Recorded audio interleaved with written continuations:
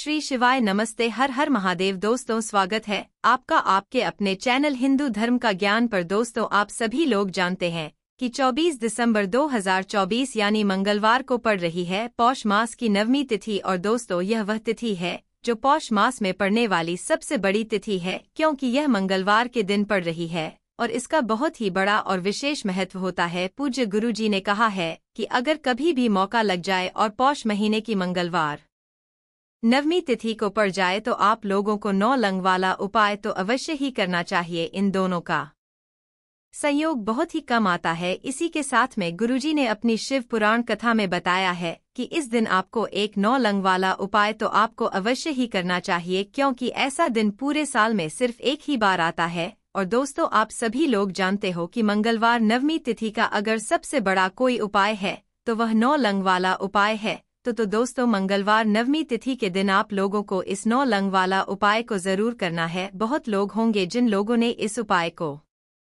ना किया हो, मतलब पूरा साल निकल गया, उन्होंने किसी भी दिन इस 9 लंग वाला उपाय को ना किया हो। पर दोस्तों आपके पास एक आखिरी मौका बचा हुआ है, जो कि 24 दिसंबर मंगलवार 9वीं तिथि के दिन है स्विंगर। इस दिन आप लोगों को इस वाले उपाय को जरूर कर लेना है। भले ही आपने पूरे महीने भर इस उपाय को ना किया हो, पर अगर आपने इस पौष महीने के मंगलवार 9वीं तिथि के दिन अगर इस वाले उपाय को कर लिया तो आपको इस उपाय को करने का वह फल मिलेगा जिसकी आपने कभी कल्पना भी नहीं करी होगी। इसीलिए आप लोग इस वाले उपाय को एक बार जरूर कर लेना है, ताकि आप लोगों के हाथ से यह मौका ना जा सके और आपको इस उपाय को करने का फल मिल सके। दोस्तों यह उपाय पंडित जी ने अपनी अभी की ही श्री शिव महापुराण की कथा में बताया है जी। इस उपाय को आज हम आपको बहुत अच्छे से समझाने वाले हैं।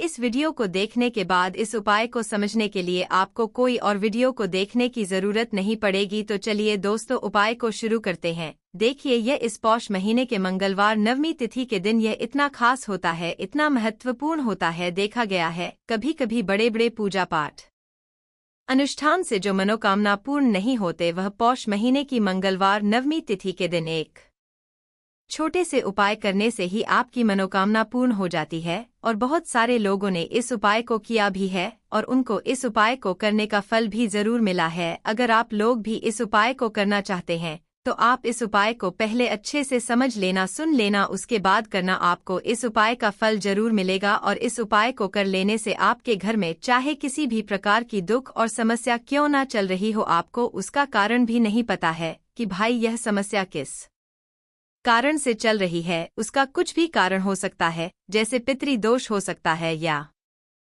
किसी भी तरह का मंगल दोष भी हो सकता है। तो इस दिन आप लोगों को यह वाला उपाय कर लेना है। यह एक ऐसा उपाय है जिस उपाय को अगर किसी विशेष दिन पर किया जाए तो भाई उस विशेष दिन का जो है वह तो हमें मिलता ही मिलता है, पर हमने उस दिन पर इस उपाय को किया है तो हमें उससे भी बड़ा फल मिलता है। और फल बहुत जल्दी मिलता है, क्योंकि आप इस उपाय को बहुत ही बड़े और विशेष दिन पर कर रहे हो। तो चलिए अब उपाय के बारे में बात करते हैं, लेकिन उससे पहले आप लोगों को यह जानना आवश्यक है कि आखिर यह उपाय किस समय करना है, किसको करना है और कैसे करना है। तो चलिए हम आगे आपको वीडियो में एक एक करके बता देते हैं। लेकिन उससे पहले अगर आप लोग हमारे चैनल पर पहली बार आए हैं या फिर मेरी आवाज़ आज पहली बार सुन रहे हैं तो हमारे चैनल को सब्सक्राइब जरूर कर लेना और इस वीडियो को लाइक करके कमेंट बॉक्स में श्री शिवाय नमस्तुभ्यम ओम नम शिवाय जरूर टाइप कर देना। तो दोस्तों इस 9 लंग वाला उपाय को हमें इस मंगलवार 9वीं तिथि के दिन कैसे करना है, किसको करना है, किस समय करना है और कहां पर करना है, यह सारे सवालों के जवाब आपको इस वीडियो में मिल जाएंगे। और जो यह वीडियो देखेगा भाई उसको 9 लौंग वाला उपाय जरूर करना चाहिए, क्योंकि इस दिन एक लौंग का भी बहुत ही बड़ा और विशेष महत्व होता है। और जब बात आ जाए 9 लंग वाला उपाय की तो यह सोने पे सुहागा वाली बात हो जाती है और यह एक बहुत ही बड़ा उपाय हो जाता है इस मंगलवार 9वीं तिथि का। तो अब दोस्तों इस 9 लंग वाला उपाय को आखिर करना किसको है, सबसे पहले हम लोग वह बात जान लेते हैं। तो देखो घर की जो बड़ी माताएं बहनें होती हैं, उन माताओं बहनों में से कोई भी एक बड़ी माता बहन इस वाले उपाय को कर सकती है। और दोस्तों अगर आप चाहे तो अपने घर में से सभी सदस्यों को भी इस उपाय को करवा सकते हैं। अगर किसी व्यक्ति की खुद की कोई मनोकामना है, खुद की कोई दुख और परेशानी है जो कि वह अपने लिए ही करना चाहता है, इस वाले उपाय को तो वह खुद अपने लिए भी कर सकता है। बाकी अगर कोई घर में से ऐसा है जो कि अपने पूरे घर परिवार की सुख और शांति के लिए यह वाला उपाय करना चाहता है, तो भाई वह भी कर सकता है, उसमें भी कोई दिक्कत वाली बात नहीं है। कहने का मतलब यह है कि इस उपाय को हर एक सदस्य भी कर सकता है और पूरे घर परिवार के सदस्य के लिए घर की बड़ी माताओं बहनों में से कोई एक माता बहन भी कर सकती है। माताएं बहनें अगर घर में उपस्थित ना हो या वह यह वाला उपाय ना कर पा रही हो तो फिर घर का कोई बड़ा सदस्य भी इस 9 लौंग वाला उपाय को कर सकता है, चाहे फिर वह पुरुष ही क्यों ना हो, उसमें कोई भी दिक्कत वाली बात नहीं है। उसके बाद में दोस्तों जो अगला प्रश्न निकल कर आता है वह यह आता है इस उपाय को लेकर कि आखिर इस उपाय को हमें किस समय करना है, सुबह के समय करना है कि शाम के समय करना है। तो देखो, इस वाले उपाय को आप लोग सुबह के समय भी कर सकते हो और शाम के समय प्रदोष काल में भी कर सकते हो। अब अगर आप पूछो कि भाई सबसे उत्तम समय कौन सा रहेगा इस 9 लौंग वाला उपाय को करने का, तो हम आपसे बस यही कहेंगे कि इस उपाय को आप सुबह के समय करेंगे तो ज्यादा बेहतर होगा। बाकी अगर प्रदोष काल शाम के समय भी करेंगे तो भी अच्छा होगा, उसमें कोई भी दिक्कत वाली बात नहीं है। तो अब दोस्तों जो अगली सबसे बड़ी और महत्वपूर्ण बात आती है वह यह आती है कि सुबह अगर हम उपाय को करेंगे तो हमें कितने बजे से लेकर कितने बजे तक के बीच में करना है, और शाम के समय प्रदोष काल में करेंगे तो हमें कितने बजे से लेकर कितने बजे के बीच में करना है। तो देखो, सुबह जितनी जल्दी हो सके आप उपाय को करने की कोशिश करना। बाकी अगर किसी कारणवश लेट भी हो जाओ, थोड़ी देर भी हो जाए, तो 10 या 11 बजे तक भी आप उपाय कर लेना, पर 12 बजे से ज्यादा देरी ना हो, ठीक है, इस बात का ध्यान रखना। उसके बाद में दोस्तों अगर शाम के समय प्रदोष काल की बात करें, प्रदोष काल का जो समय होता है वह शाम के 6 बजे से शुरू हो जाता है, मतलब शाम के 6 बजे से लेकर 7 बजे के बीच का जो समय होता है यह समय प्रदोष काल का समय होता है।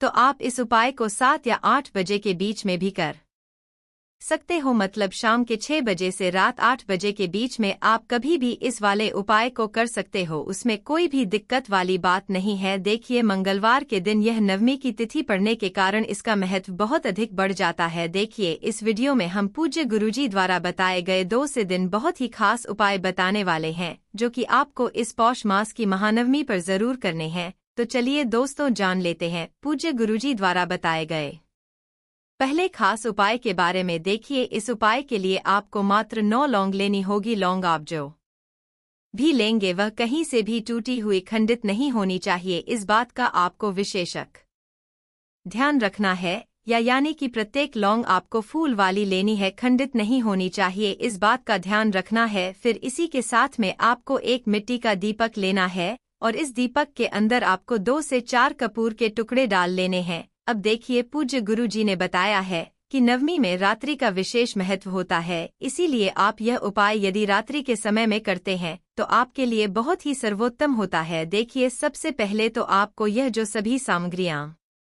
हैं इन्हें लेकर के आपको अपने घर के ही मंदिर में पहुंच जाना है। आपके घर में माता रानी की चाहे किसी भी प्रकार की फोटो हो, प्रतिमा हो, तस्वीर हो, उनके सामने आपको यह उपाय करना है। चाहे आपके घर में माँ दुर्गा की प्रतिमा हो, माँ लक्ष्मी की प्रतिमा हो, माँ पार्वती की प्रतिमा हो, उनके सामने आपको यह उपाय करना है। या फिर यदि आपकी कुलदेवी की प्रतिमा भी है तब आपको उनके सामने यह उपाय करना है। देखिए, सबसे पहले तो आपको जो दीपक है जिसमें आपने कपूर डाली हुई है, इससे माता रानी के सामने रखना है। अब आपको माता रानी के सबसे प्रिय मंत्र ओम एम ह्रीं क्लीं चामुंडाबे, इस मंत्र का कम से कम 11 बार जाप करना है। अब देखिए, इसके बाद आपको यह जो सभी सामग्रियां हैं इन्हें लेकर के पहुंच जाना है भगवान शिव के मंदिर में। देखिए, भगवान शिव के मंदिर में पहुंचने के बाद आपके पास जो दीपक है इसे आपको शिवलिंग के पास में कहीं भी रख देना है, और आप जो 9 डोंग लेकर के आए थे उन्हें भी आपको इसी दीपक के अंदर डाल देनी है। अब यह जो दीपक है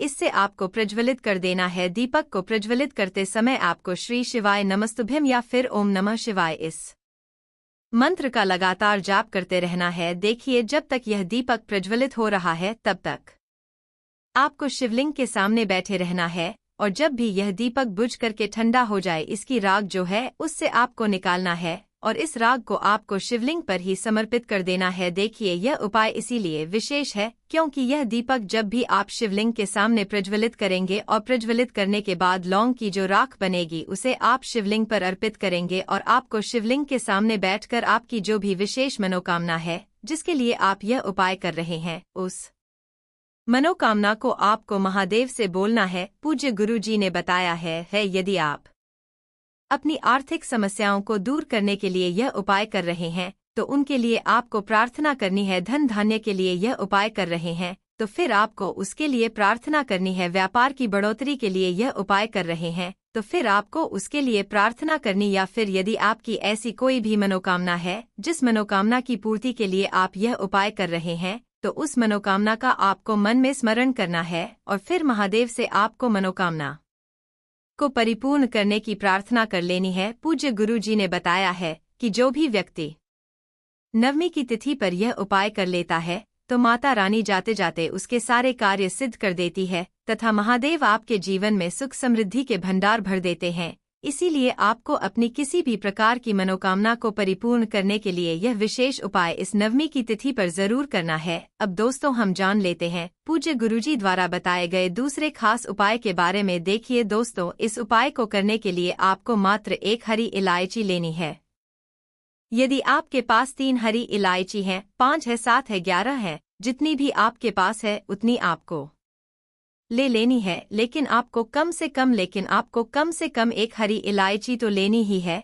तो देखिए, आपको मात्र एक हरी इलायची लेनी है। इसी के साथ में आपको 2 से 4 बूंद घी लेना है, यानी कि आपको मात्र आधा चम्मच या फिर उससे भी कम घी लेना है। फिर इसी के साथ में आपको एक मिट्टी का दीपक लेना है और इसमें आपको 2 से 4 कपूर के टुकड़े डाल दे और इसी के साथ में आपको अंत में शुद्ध पीसी हुई हल्दी ले लेनी है। अब देखिए दोस्तों, यह जो चारों ही सामग्रियां हैं इन्हें आपको इस नवमी की विशेष तिथि में लेकर के पहुंचना है अपने घर के मंदिर में। पूज्य गुरुजी ने बताया है कि यदि आप इस उपाय को भी शाम को या फिर रात्रि के समय में करते हैं तो यह उपाय भी आपके लिए बहुत ही सर्वोत्तम होता है। देखिए, आपके घर के मंदिर में जो भी प्रतिमा है माता रानी की, उनके सामने आपको पहुंच जाना है। अब सबसे पहले तो आपके पास जो हल्दी है इसे आपको थोड़ा सा जल डाल करके एक लेप के रूप में तैयार कर लेनी है। अब देखिए, इस हल्दी से आपको अपने घर का जो मंदिर है वहां पर श्रीम का निर्माण कर देना है, यानी कि आपके घर के आसपास जो भी माता रानी की प्रतिमा है उनके पीछे आपको रीम का निर्माण कर देना है हल्दी से। अब देखिए दोस्तों, आपके पास जो दीपक है जिसमें आपने कपूर के टुकड़े डाले हुए हैं, इसे आपको माता रानी के सामने रखना है और जो आपके पास हरी इलायची है इसे आपको उस घी के अंदर डुबना है। हरी इलायची में आपको चारों ओर अच्छे से घी का लेपन कर देना है। अब यह घी लगी हुई हरी इलायची जो है इसे आपको उस दीपक के अंदर डाल देनी है। आपके पास जितनी भी हरी इलायची है इन सभी को आपको उस दीपक के अंदर ही डालना है। तो देखिए, जितनी भी आपके पास हरी इलायची है इन सभी को आपको उस दीपक के अंदर डाल देना है और सभी हरी इलायची पर आपको घी लगाना है। अब इस दीपक को आपको प्रज्वलित कर देना है। अब देखिए, आपने जो हल्दी से श्रीम का निर्माण किया था उस श्रीम की आपको इस दीपक से आपको आरती उतार है, यानी कि श्रीम जो है वह माता लक्ष्मी का बीज मंत्र होता है और इस उपाय को करने से हमारे जीवन में धन धान्य की वृद्धि होती है। हमारे जीवन की जो सारी समस्याएं हैं वह समाप्त होती है।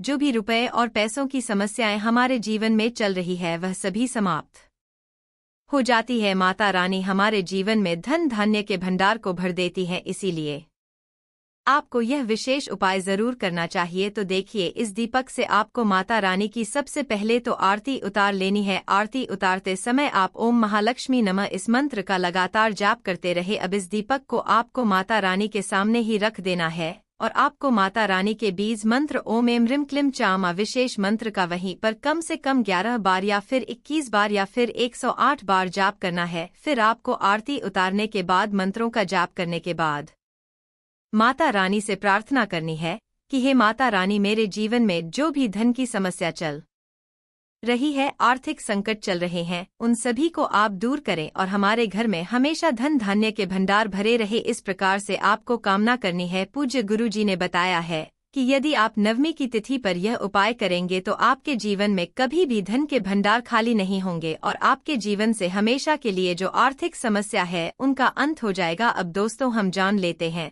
गुरुजी द्वारा बताए गए तीसरे विशेष और अंतिम उपाय के बारे में। देखिए, इस उपाय के लिए आपको एक प्यारी सी और सुंदर सी बेलपत्र लेनी है और इसी के साथ में आपको एक चांवल यानी कि अक्षत का दाना लेना है और साथ में आपको मात्र एक तांबे के पात्र के अंदर शुद्ध जल लेना होगा। अब दोस्तों यह जो सभी सामग्रियां हैं इन्हें लेकर के आपको सीधे पहुंचना है भगवान शिव के मंदिर में। देखिए, गुरुजी ने बताया है यह उपाय आप सुबह से लेकर के शाम तक किसी भी समय में कर सकते हैं और प्रदोष काल के समय में करते हैं तो बहुत ही सर्वोत्तम होता है, क्योंकि प्रदोष काल में साक्षात महादेव शिवलिंग में ही विराजमान होते हैं। देखिए दोस्तों, सबसे पहले तो आप जो चांवल का दाना लेकर के गए थे इसे आपको शिवलिंग पर ही अर्पित कर देना है और आपको श्री शिवाय नमस्तुभ्यम इस मंत्र का जाप करना है। अब दोस्तों आपके पास जो बेलपत्र है इसे आपको अपने सीधे हाथ में रखना है। आपकी जो भी मनोकामना है उसे आपको महादेव से बोलना है